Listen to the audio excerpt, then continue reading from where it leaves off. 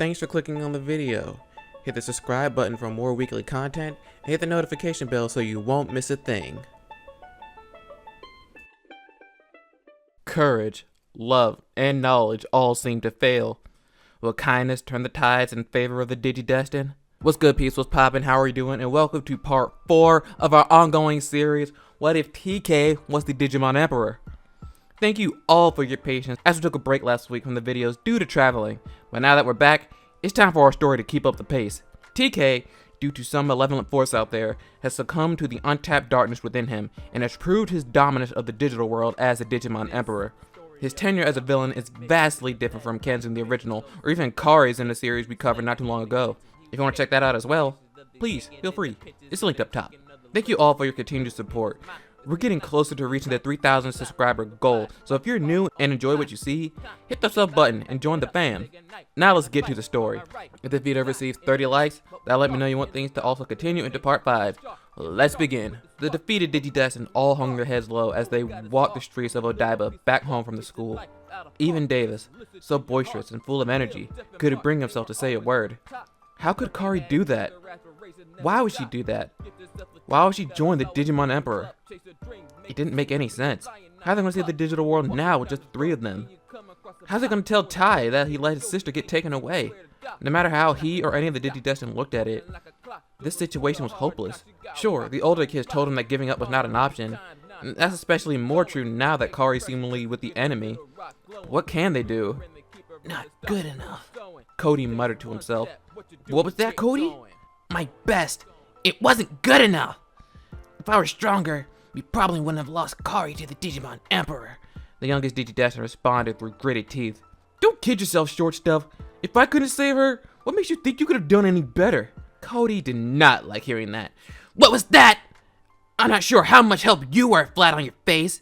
Want to say that again, pint size? The two angrily locked eyes before Yoli stepped in to simmer the flames. Knock it off, you two. Arguing about the past isn't going to change anything. Then what can we do? We were completely defeated. The Digimon Emperor was just toying with us. At this point, he could have constructed more control spires, and to make matters worse, our own ally turned on us and joined his side. You don't know that! Davis's shout echoed throughout the street. You guys don't know Kari like I do. I don't know why she chose to leave with that guy, but Kari isn't evil. Whatever her reason is, I'm going to believe in her, even if I have to do it on my own. The trio haven't been a team long, but the other two knew by now that Davis never wavered on his own convictions. Well said, Yoli responded. Like I said, there's nothing we can do now to change what happened in the past, but we do have the ability to shape the future. Use what happened today as a learning experience, and we'll get them next time. As she finished, she extended her fist to the center of the group, which was immediately met with Davis's. They then turned to Cody for his answer. I don't know what the future holds, but as long as we get there together, I know everything will be okay. He calmly stated, joining his fist with his team. With a revitalized spirit, our new heroes aim to stop focusing on what they could have done and focus solely on what they can do. And right now, Davis needs to get some rest because he has a fated soccer match that he could not miss. But before we get to that, let's take a quick detour back to the digital world inside the lair of the Digimon Emperor. Metallic echoes rung throughout the long corridor with each step the Digimon Emperor and his new companion took. The two haven't spoken a word to each other since exiting the forest. All Kari and Gatomon could do was take in the sheer magnitude of the massive fortress. TK's lair wasn't like the mobile one the Digimon Emperor had in the original. This time, it was a massive castle atop Infinity Mountain. How nobody was able to spot it was Kari's biggest question. But if she had to guess, TK was able to mask it somehow. As a matter of fact, barring the throne room, the entirety of the castle was full of technological advances. Did you do all of this? Kari asked, genuinely awestruck. Come now. These are merely just playthings in comparison to my latest masterpiece. The former DigiDestined then led them down to the deepest chamber of the castle, and the terror in Kari's eyes returned at the sight before her. They were now in a dark laboratory, with the centerpiece being a black gear being modified. But that wasn't what Kari was primarily focused on. That's my tail ring! Gatomon shouted, pointing her paw at the contraption. The black gear was connected to the tail ring, which was somehow being used as a power source of sorts. As if they weren't bad enough, why would the Digimon Emperor need them to be even stronger? Power. Huh? His disposition wasn't like anything she's seen from him before. Darkness still coded his words, but he seemed to be speaking from within himself. Power. For years, I've been weak. Too weak to make anything happen. Angemon died because I was powerless to stop it. My Yotismon nearly destroyed our city, and all I could do was stand to the side. The Dark Masters terrorized the digital world for far too long because I couldn't do anything until the end. I'm not standing by any longer while darkness continues to plague this world. With this power, I'll rid the digital world of that vile force, even if I have to become darkness itself to do it. And on cue, the power of the tail ring triggered a change in the enclosed black gear, morphing into a dark circuit board teeming with negative energy. TK reached out to grab what he dubbed the dark circuit, examining it with an eerie grin, then turning to Gatomon.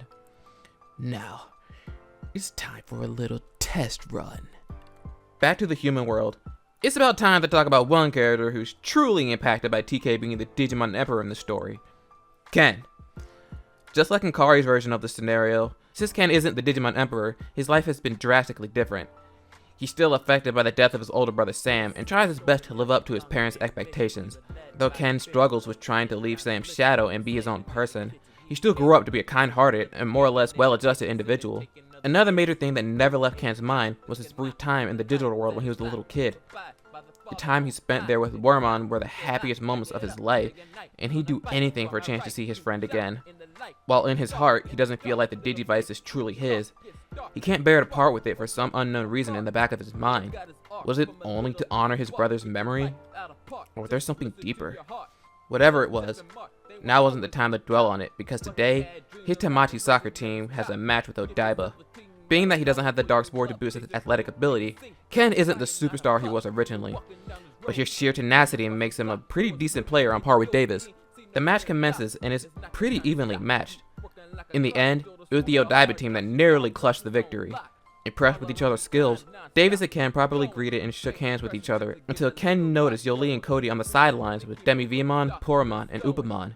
They looked too lifelike to be stuffed animals, so they could only be one thing. Those are Digimon, aren't they? The three DigiDestined were taken aback by the strange kid's question, but quickly regained themselves once he showed them his classic Digivice. Ken explained his own past in the digital world, and Yoli took it upon herself to update Ken on the various problems the digital world is facing thanks to the Digimon Emperor. Obviously, Ken immediately thought about Wormmon and the potential danger the little guy could be facing, and asked if he could join them. Davis immediately said yes, having gotten to know him through soccer, and can't say no to helping somebody in need. But Yoli, and more so Cody, weren't so quick on the draw. The young lady certainly found him attractive and nice enough, but they don't know anything about him. Kari was nice, and look where that got him. Cody was the one to speak up. I'm sorry, but how can we be sure we can trust you? Cody, you rude much? No, Davis, it's fine, really. I get it. You guys have been through a lot thanks to this Digimon Emperor. And here I am, a stranger, asking to join your team out of the blue. Look, all I want is to make sure Wormmon is okay. After that, you'll never have to see me again. I think that's a fair deal, don't you think? When Cody looked up, he saw a genuine smile across Ken's face. And though he could tell the older kid was hiding something, it wasn't malevolent. He then did his best to reciprocate. Then, welcome to the team, I guess. Once Izzy was informed, he had Tentomon and the other Digimon scout the digital world for anything that resembled Wormmon based on Ken's description, but nothing came up. However, his monitoring managed to pinpoint yet another signal matching a Digiegg, and luckily for them, it was in an area unaffected by a control spire. Soon enough, the newer DigiDestined, plus Ken, transferred to the digital world to see what exactly they could find. The area this time was an open field of flowers that looked relatively peaceful. At the center of the field was a large stone shrine where the signal seemed to be the strongest. Once the team neared the shrine, they saw lying on top of it what appeared to be a pink rose adorned with darker pink crests the others weren't familiar with. The others told us about the other crest, but I don't recognize this one. But Ken drew even closer to the artifact, like a magnetic force he could not resist. It's my crest. The crest of kindness. He responded, reaching out and grabbing the Digiegg. Just as the others had done before, light erupted from the pedestal where the Digiegg was resting, and in that light formed something, bringing tears to Ken's eyes. Wormmon! You're okay! Ken! It was a moving reunion to say the least. After all this time, even despite the chaos taking hold of the digital world. Wormmon is safe and sound, though for some reason, the insect Digimon doesn't remember much outside of his time spent with Ken those years before. After that, it was as if he was asleep until his partner woke him up. Davis and the others looked on towards the two with joy, but of course, the happiness wasn't meant to last. A massive earthquake shook the field, only for it to be the same trio of Tyrannomon as before, and above them are the Digimon Emperor and Kari atop Devimon. Kari! I guess I wasn't clear enough last time. Tyrannomon, show them what happens to anyone who gets in my way. With a snap, the Dino Digimon charged in. Davis, Jolie, and Cody had their partners armored Digivolve just in time for round 2 to begin. Like before, the fight was tougher than expected due to the modified effects of the black gears. The controlled Tyrannomon weren't providing any openings for the armored Digimon to strike their gears. Fortunately, it was still just a 3-on-3 fight, so Flamedramon and the others were still holding strong. But that made Cody all the more skeptical. I don't get it. What are they planning? What are you talking about? Don't lump Kari in with that jerk! Why would the Digimon Emperor just send these 3 to fight us, when he can just send the entire herd and finish us like last time? It doesn't make any sense. What's his game? They all looked up and saw the stony expression upon the blonde villain's face. He wasn't paying the DigiDestined any attention. He was entirely focused on the fight. Kari, on the other hand, held her head down, avoiding contact with anyone or anything. Kari, don't worry! I'm coming to save you! Stay there! I'm coming to get you! Davis then began running towards them, determined to bring his friend back to their side. That determination was interrupted by a swift blow to the side, knocking the leader down. All he saw was a black blur ricocheting itself off of the armored Digimon, knocking them away too, until it reached its destination in front of Kari. What the heck was that? TK can no longer contain himself and erupted in insane laughter.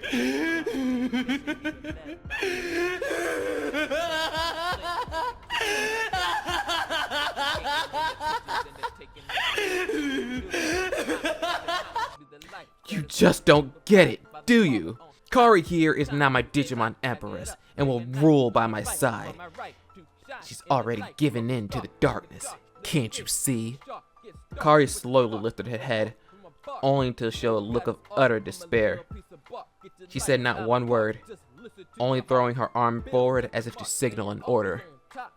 And leaping in front of her and locked onto its target was a black Gatomon. That's where this part will end for today. Ooh, now that's the cliffhanger if I ever wrote one. Now that Ken's in the picture, things have been ramping up significantly. Will his addition to the team be able to shake up the Digimon Emperor's plans? So far in this story, the DigiDestined haven't really had a single major victory. Then there's Black Gatomon, who, I'll just tell you right now, is the result of TK's Dark Circuit corrupting Gatomon. But what do you guys think? What can the DigiDestined do to gain the upper hand? What's going on with Kari, and how far is she willing to go for TK's sake? Let me know your theories in the comments below and leave suggestions for more Digimon What Ifs you'd like to see come to life in the future. Thank you guys for watching, and I'll catch you guys next time. Bye!